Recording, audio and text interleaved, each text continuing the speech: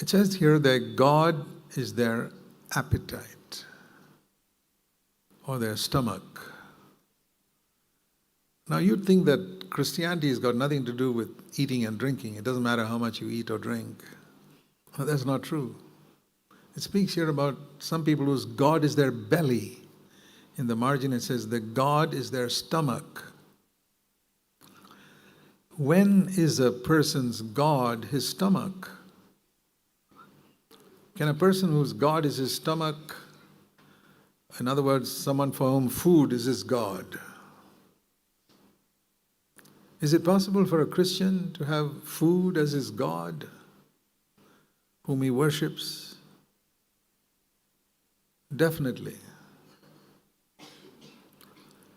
And it's one of those things which the Bible speaks about. The New Testament speaks about. The Old Testament didn't speak much about this at all. But the New Testament speaks about it because one part of taking up the cross is keeping this body under the control of the Holy Spirit and keeping it fit for His use. And it's a well-known fact, any doctor will tell you, that if you're indisciplined in your eating habits, you will shorten your life. You will not live the length of life God planned for you. God planned when you were born a certain length of life, and you shorten it by making food your God. Yep.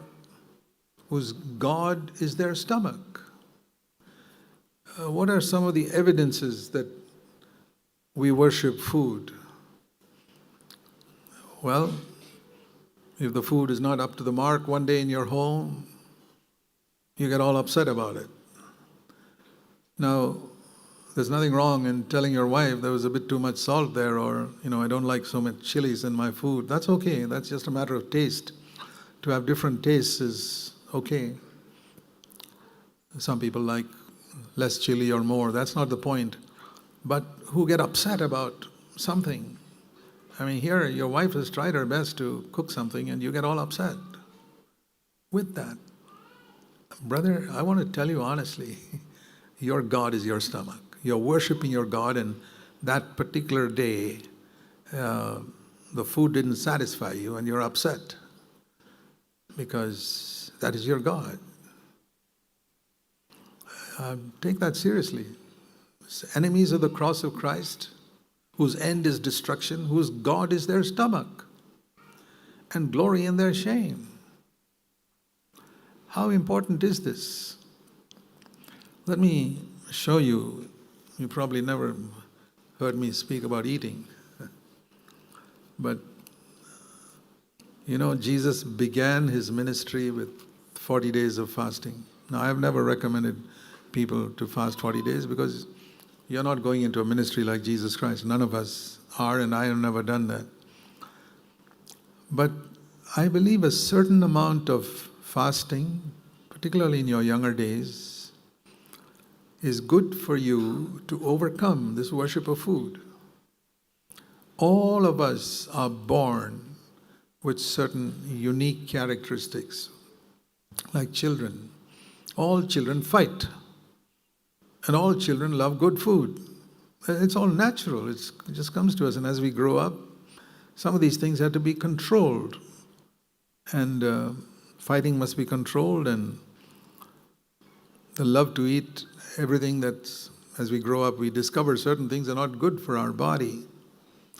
And we just keep on eating it. I mean, we think about the people who drink too much, or, those guys are on drugs. Drugs harm the body, or those guys drink alcohol, that harms the body. But there are a lot of other things that harm the body too. Not just alcohol and drugs. A lot of sicknesses that we get, like diabetes and blood pressure, and some of these things that can shorten your life or give you a heart attack or a stroke, are not partly due to hereditary, what we inherit from our parents, but also due to what we eat. So if I don't control what I eat, I'm going to shorten my life, and I'm concerned about that. I don't want to live one day less than what God planned for me when I was born. Not one day less. Not because I love this world. I detest this world. I'd rather be with the Lord. But I know that God's got a plan for my life. And He's got a plan for your life too. Whether you're fulfilling it or not, I don't know.